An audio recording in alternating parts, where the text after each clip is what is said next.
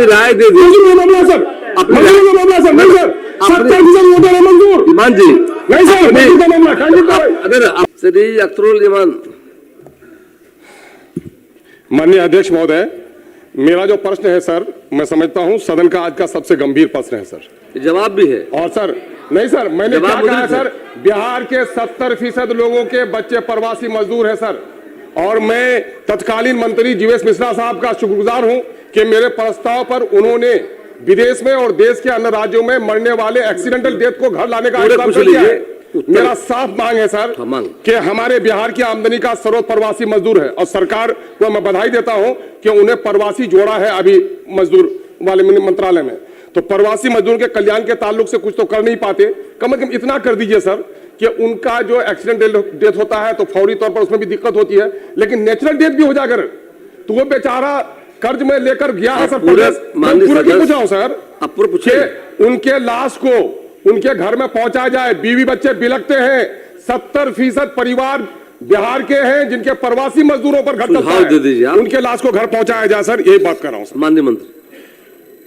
अध्यक्ष महोदय, अभी जो प्रावधान है महोदय, उसके तहत राज्य के बाहर अथवा विदेश में कार्य करने वाले असंगठित क्षेत्र के प्रवासी श्रमिकों की दुर्घटना स्वरूप अगर मृत्यु होती है महोदय, तो उनके पार्थिव शरीर को ससम्मान उनके घर तक पहुंचाने का जिम्मा सरकार उठाती है महोदय। अब माननीय सदस्य का ये कहना है कि राज्य के अंदर भी और बाहर भी नेचुरल डेथ से अगर मरते हैं तो उनके डेड बॉडी को अभी पहुंचाने का जिम्मा राज्य सरकार ले। अभी ऐसा कोई प्रावधान नहीं है महोदय। मंत्री महोदय, ऐसा कैसे हो जाएगा? सारा सदन से वो किया जाए। मजदूर बढ़ेगा सर, कमाने के लिए गया है, रोजगार नहीं दे पा रहा है, कमाने के लिए प्रदेश गया है, उसकी लाश को नहीं तड़पती है, बच्चा तड़पता है, कैसे लाश आएगी सर? नहीं होना चाहिए सर ये। नहीं इस पर आपने बात को रखा नहीं सर। मंत्री जी अभी साफ जाइए, क्या अगर जो सरकार नहीं बनाएगी इस कानून को, वो नहीं बनेंगे, बाहर उनकी लाश भी नहीं आएगी।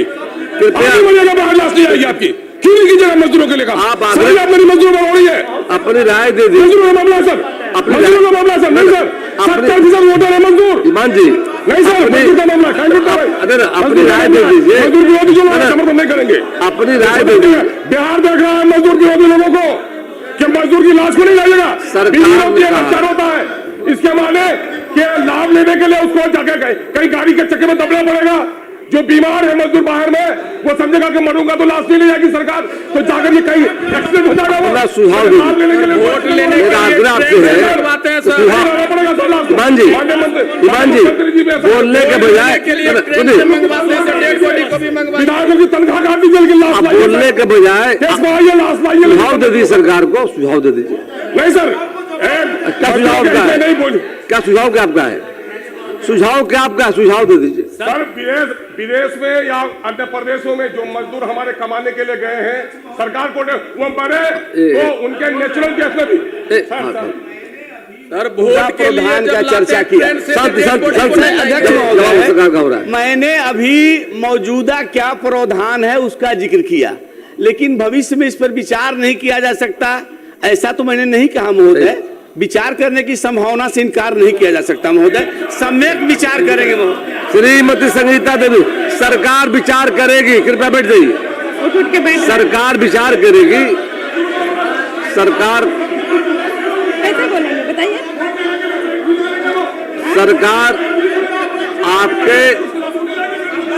आपके सुझाव पर सरकार विचार करेगी। कृपया बैठ जाइए। आपके सुझाव पर सरकार विचार करेगी।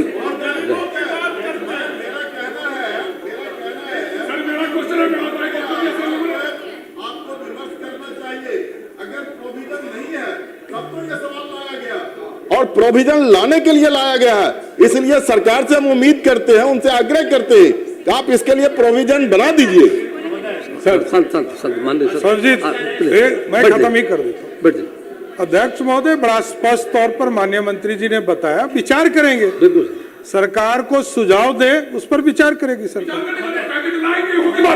इसमें विचार करने का हमारा साफ लाएंगे। ईमान जी तो प्रदेश में बढ़िएगा, लाश नहीं आएगी। श्रीमती संगीता देवी बैठ जाइए।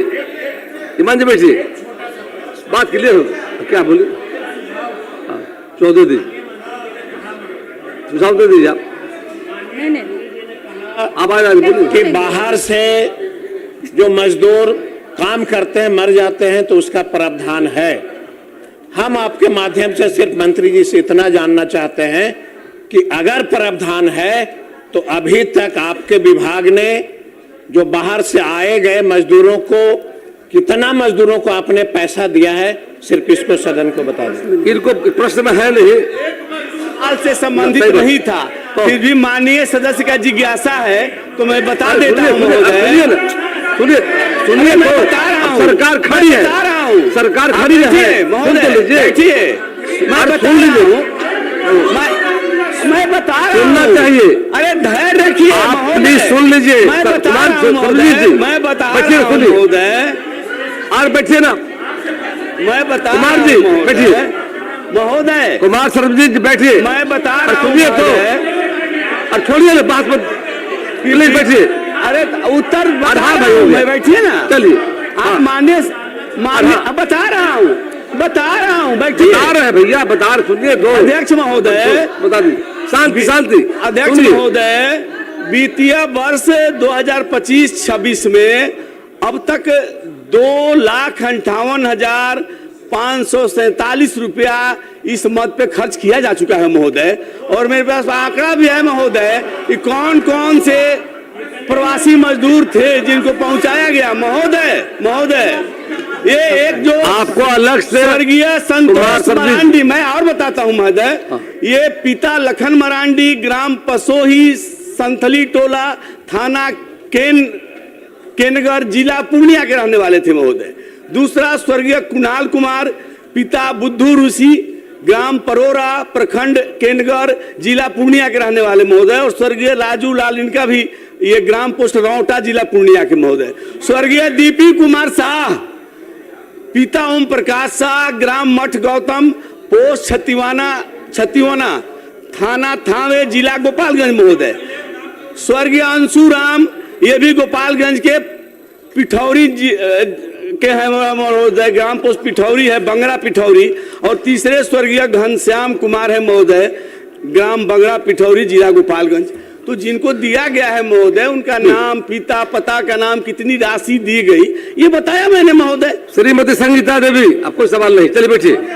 संगीता देवी, माननीय अध्यक्ष महोदय, उत्तर प्राप्त है, उत्तर से संतुष्ट है, माननीय मंत्री जी को बहुत बहुत धन्यवाद देते हैं।